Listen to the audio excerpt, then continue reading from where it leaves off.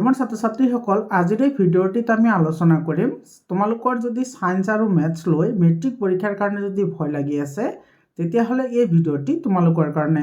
তোমালোকে ভিডিঅ'টি প্ৰথমৰ পৰা শেষলৈকে চাবা। তোমালোকৰ সায়েন্স আৰু মেথছৰ কাৰণে সম্পূৰ্ণ ভয় এই ভিডিঅ'টো চোৱাৰ পিছত নোহোৱা হৈ যাব আৰু তোমালোকৰ এক সপ্তাহৰ ভিতৰত তোমালোকৰ সায়েন্স আৰু মেথছৰ পাছিং মাৰ্ক বা তুমি পাছিং মাৰ্কৰ পৰা 75% লৈ তোমালোকে আগবাঢ়ি যাব পাৰিবা।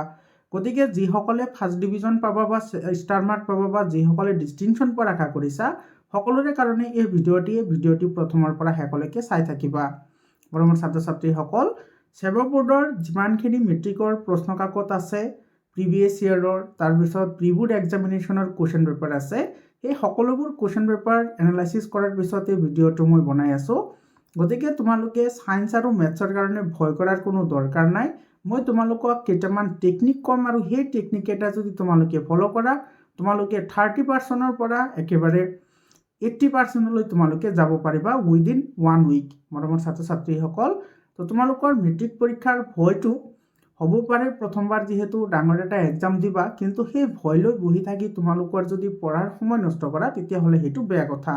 তো এই ভিডিঅ'টি তোমালোকে প্ৰথমৰ পৰা শেষলৈকে চোৱা, সকলোৰে কাৰণে এই ভিডিঅ'টো। তো যিসকলৰ কেৱল 5 মাৰ্ক লাগে সেইসকলৰ কাৰণেও আজিৰ এই ভিডিঅ'টো গুৰুত্বপূৰ্ণ, আৰু যিসকলৰ লেটাৰ মাৰ্ক বা ডিষ্টিংশ্যন মাৰ্ক লাগে সেইসকলৰ কাৰণেও এই ভিডিঅ'টি গুৰুত্বপূৰ্ণ। কাৰণ এসপ্তাহ যদি তোমালোকে মই কোৱা মতে ষ্টাডি কৰা তেতিয়াহ'লে ডেফিনেটলি ভাল নম্বৰ এটা তোমালোকে পাবা। এতিয়া এই মেট্ৰিক পৰীক্ষাৰ ভয়টো আমি কেনেকৈ আঁতৰ কৰিব পাৰোঁ চোৱা। আৰু যদি তোমাৰ মেট্ৰিক পৰীক্ষাৰ কাৰণে যদি তোমাৰ ভয় থাকে তেতিয়াহ'লে তুমি পঢ়িবলৈ বহিলে তোমাৰ টোপনি আহে, তোমাৰ পঢ়িবলৈ মন নাযায়, বেঞ্চৰ ওপৰতে শুই যোৱা বা ভালদৰে খোৱা লোৱা নহয়, তো এই ভিডিঅ'টি চোৱাৰ পিছত তোমালোকৰ সেইবোৰ আঁতৰি যাব। এতিয়া তুমি কি কৰিবা? যে যদি এনেকুৱা পৰিস্থিতি হয় যে সদায় ভয় লাগি থাকে তেতিয়াহ'লে তুমি কি কৰিবা? ভয় কেনেকৈ তুমি আঁতৰ কৰিবা সেই বিষয়ে তোমালোকক আজি মই জনাম 5টা বেষ্ট টেকনিক, আৰু সেই টেকনিকটো এপ্লাই কৰি যোৱা বছৰ মোৰ চেনেল ফ'ল' কৰি বহুতে সায়েন্স আৰু মেথছত লেটাৰ মাৰ্ক পাইছে। গতিকে তোমালোকেও পাবা, আৰু যিসকল ষ্টুডেণ্টে লেটাৰ মাৰ্ক পাইছে গোটেইখিনি মাৰ্কশ্বিট মোৰ চেনেলত আপলোড কৰা আছে, পোষ্ট কৰা আছে, তোমালোকে গৈ তাতে চাই ল'ব পাৰা। তো প্ৰথমটো হৈছে কি চোৱা, প্ৰথমতে ফিক্স ইউৰ টাৰ্গেট। তোমাৰ 30% লাগে, 60% লাগে, 75% লাগে, 85% লাগে নে 90% লাগে বা 90তকৈ বেছি পাৰ্চেণ্ট লাগে। তো সৰ্বপ্ৰথম তুমি সেইটো ফিক্স কৰিব লাগিব যে তুমি যিটো লক্ষ্য তুমি কি কৰিবা ফিক্স কৰিবা, সেইমতেহে তুমি কি কৰিব লাগিব কামখিনি আগবঢ়াই লৈ যাব লাগিব। তো সৰ্বপ্ৰথম তোমালোকে এই টাৰ্গেটটো ফিক্স কৰিব লাগিব। দ্বিতীয় নম্বৰ হৈছে কি তোমাৰ চিলেক্ট দ্য চেপ্টাৰ। এইটো বহুত ইম্পৰ্টেণ্ট হয়। আমি কি কৰোঁ, যেতিয়া পৰীক্ষা আহে তেতিয়া আমি হোৱা দোৱা কৰি সকলো চেপ্টাৰে আমি পঢ়িবলৈ বিচাৰোঁ, যিটো একেবাৰে গলত হয় বা যিটো একেবাৰেই ভুল হয়। আমি সকলো চেপ্টাৰৰ পিছত দৌৰিব নালাগে।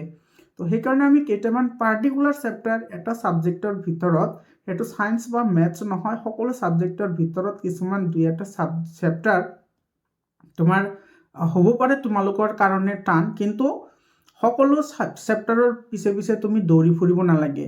চিলেক্ট দ্য চেপ্টাৰ, আৰু তুমি কেনেকৈ চেপ্টাৰ চিলেক্ট কৰিবা সেই বিষয়েও তোমালোকক মই কৈ আছোঁ। চোৱা, যদি তোমাৰ এনেকুৱা ভাৱ হৈ আছে যে মই কেৱল পাছ কৰিব লাগে বা 30% লাগে, তেতিয়াহ'লে তোমালোকে মেক্সিমাম 7 to 9টা চেপ্টাৰ তুমি চিলেক্ট কৰা। সায়েন্স আৰু মেথছ দুটাৰ কাৰণে 7টা বা 9টা চেপ্টাৰ তুমি চিলেক্ট কৰা, আৰু সেই চেপ্টাৰকেইটা একেবাৰে ইজি চেপ্টাৰ যিবোৰ আছে সেইবোৰ তুমি চিলেক্ট কৰা। ছেকেণ্ডলি, তোমালোকৰ যদি 60% পোৱাৰ যদি আশা আছে তেতিয়াহ'লে তোমালোকে 10 to 12টা চেপ্টাৰ তোমালোকে চিলেক্ট কৰা। যদি 60% পোৱাৰ আশা আছে বা তুমি যদি ফাৰ্ষ্ট ডিভিজন পোৱাৰ আশা আছে, তোমাৰ যদি 10টা বা 12টা চেপ্টাৰ তুমি যেতিয়া চিলেক্ট কৰিবা সেই চেপ্টাৰবোৰৰ ওপৰত তুমি ভালদৰে ষ্টাডি কৰিব লাগিব। তাৰপিছত তোমালোকে যদি 75% বা 85 মাৰ্কছ যদি লাগে তেতিয়াহ'লে তুমি 12 to 14টা চেপ্টাৰ তুমি কি কৰিব লাগিব, চিলেক্ট কৰিব লাগিব। গোটেইখিনি নালাগে, মই বাৰে বাৰে কৈছোঁ, এইটো মই আগৰ ভিডিঅ'টোতো কৈছোঁ যে তোমালোকে সকলো চেপ্টাৰৰ পিছত নদৌৰি তোমালোকে কেইটামান পাৰ্টিকুলাৰ চেপ্টাৰহে তোমালোকে চিলেক্ট কৰিব লাগে। তো 75 আৰু 85% যদি তোমাৰ পোৱাৰ ইচ্ছা আছে তেতিয়াহ'লে তুমি 12ৰ পৰা 14টা চেপ্টাৰ তুমি চিলেক্ট কৰা।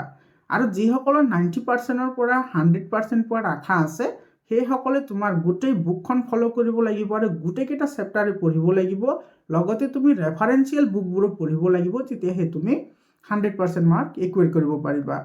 আৰু 3 নম্বৰত তুমি কি কৰিব লাগিব, যিকেইটা চেপ্টাৰ তুমি সিলেক্ট কৰিবা সেই চেপ্টাৰবোৰ সিলেক্ট কৰাৰ পিছত সেই চেপ্টাৰবোৰ তুমি থৰলি ৰিডিং কৰিব লাগিব। থৰলি মানে বিস্তৃতভাৱে তুমি ৰিডিং কৰিব লাগিব। প্ৰথম কাম সেইটো হ'ব চেপ্টাৰবোৰ সিলেক্ট কৰাৰ পিছত। ৰিডিং কৰাৰ পিছত তুমি কি কৰিব লাগিব, ৰিডিং কৰাৰ সময়ত notes all the important topic while reading.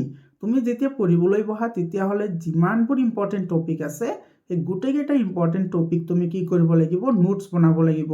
আৰু সেইবোৰ নোটছ দীঘলীয়া নোটছ নহয়, কেৱল মেইন যিবোৰ কিৱৰ্ড আছে এই কিৱৰ্ডবোৰহে তুমি নোট ডাউন কৰিব লাগে, কাৰণ সময় একেবাৰে কম হয়। তো তুমি যেতিয়া সেই কিৱৰ্ডবোৰ যেতিয়া তুমি কি কৰিবা, নোট ডাউন কৰিবা, তেতিয়া তোমাৰ স্মৃতিশক্তি বৃদ্ধি পাব আৰু সেইবোৰ বস্তু তোমাৰ মনত ৰখাত সহজ হ'ব। আৰু ভয়ো নালাগিব, যেতিয়া তুমি এটা টপিকৰ ওপৰত যেতিয়া 2-3টা পেজ দেখা পাবা তোমাৰ মনটো বেয়া হৈ যাব। সেইকাৰণে কেৱল যিবোৰ ইম্পৰ্টেণ্ট টপিক কিৱৰ্ডছ আছে সেইবোৰহে তুমি কেৱল নোট ডাউন কৰিব লাগে। আৰু 5 নম্বৰ কি কৰিব লাগিব, যে practice random question from previous question paper নাইবা প্ৰিভিয়াছ ইয়াৰ কুৱেশ্যন পেপাৰ। তুমি ৰেণ্ডমলি সলভ কৰিব লাগিব। এনেকুৱা নহয় যে তুমি সিলেক্টিভলি তুমি কৰিছা, তেনেকুৱা যদি কুৱেশ্যন পেপাৰ তুমি সলিউশ্যন কৰা তেতিয়াহ'লে তোমাৰ কোনো ফাইদা নাহিব। তো তুমি ৰেণ্ডমলি মানে তুমি বাছনি নকৰাকৈ হঠাতে কোনোবা এটা জিলাৰ কুৱেশ্যন পেপাৰ ওলাই লৈছা আৰু তুমি সেইটো প্ৰেক্টিচ কৰিছা। এইটো কৰিলে তোমালোকৰ গোটেইখিনি কাম, আৰু এই কামখিনি যদি তোমালোকে উইদিন 1 উইক কৰা তেতিয়াহ'লে এদিনত যদি তুমি এটা চেপ্টাৰকে পঢ়া তেতিয়াহ'লে তোমাৰ ডেফিনেটলি তোমালোকে 45% 30% আৰামছে পাই যাবা, কোনো ধৰণৰ প্ৰব্লেম নাথাকে। আৰু যিসকল তাতকৈ বেছি নম্বৰ পোৱাৰ আশা আছে সিহঁতে 2টাকৈ চেপ্টাৰ বা 3টাকৈ চেপ্টাৰ পাৰ ডে কমপ্লিট কৰিব লাগিব, তেতিয়াহ'লে তোমালোকে ডেফিনেটলি বেটাৰ মাৰ্ক এটা পাব পাৰিবা। আৰু এই কামটো তোমালোকৰ সকলোৱে কৰিব লাগে। যেনেকৈ তোমালোকৰ কোনো বেমাৰ আজাৰ হ'লে তোমালোকে যিখিনি ৰেগুলাৰ মেডিচিন খোৱা সেই মেডিচিন খোৱাৰ লগতে তোমালোকে এণ্টিবায়'টিক খাব লাগে। তো তোমাৰ সেই কণ্টিনিউৱাছলি ৰিভিজনে তোমাৰ কি কৰে, এণ্টিবায়'টিকৰ নিচিনা কাম কৰে। তুমি যিকোনো বেমাৰ হ'লে তুমি যদি টেবলেট খোৱা বা মেডিচিন খোৱা, যদি এণ্টিবায়'টিক নোখোৱা সেই বেমাৰটো আকৌ হোৱাৰ চান্স থাকে। ঠিক তেনেকুৱা তোমালোকে যদি ৰিভিজন নকৰা বা তোমালোকে যদি কণ্টিনিউৱাছ নকৰা তেতিয়াহ'লে কিন্তু তোমালোকৰ সেই বেমাৰটো আকৌ হোৱাৰ চান্স থাকে, মানে তুমি পাহৰি যোৱাৰ চান্স থাকে।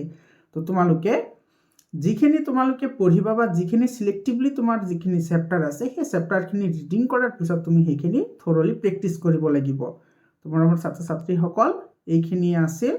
তো সকলোকে মোৰ অন্তৰৰ কোণৰ পৰা বেষ্ট অফ লাক জনাইছোঁ। সকলোৰে যাতে এক্সাম ভাল হয়, আৰু এক্সামবোৰ শেষ হৈ যোৱাৰ লগে লগে মোক কুৱেশ্যন পেপাৰবোৰ পঠাই দিবা। আৰু হোৱাটছআপ গ্ৰুপত জইন হ'বলৈ নাপাহৰিবা। হোৱাটছআপ গ্ৰুপৰ যিটো লিংক আছে সেইটো মই কমেণ্ট ছেকশ্যনত শ্বেয়াৰ কৰি দিছোঁ। কমেণ্টত গৈ হোৱাটছআপ গ্ৰুপত জইন হোৱা আৰু কুৱেশ্যন পেপাৰবোৰ লগে লগে মোক পঠাই দিবা মৰমৰ ছাত্ৰ ছাত্ৰীসকল। তো আজি এই ভিডিঅ'টো আছিল গুৰুত্বপূৰ্ণ ভিডিঅ'। সকলোৱে চোৱাৰ কাৰণে ধন্যবাদ জনাইছোঁ।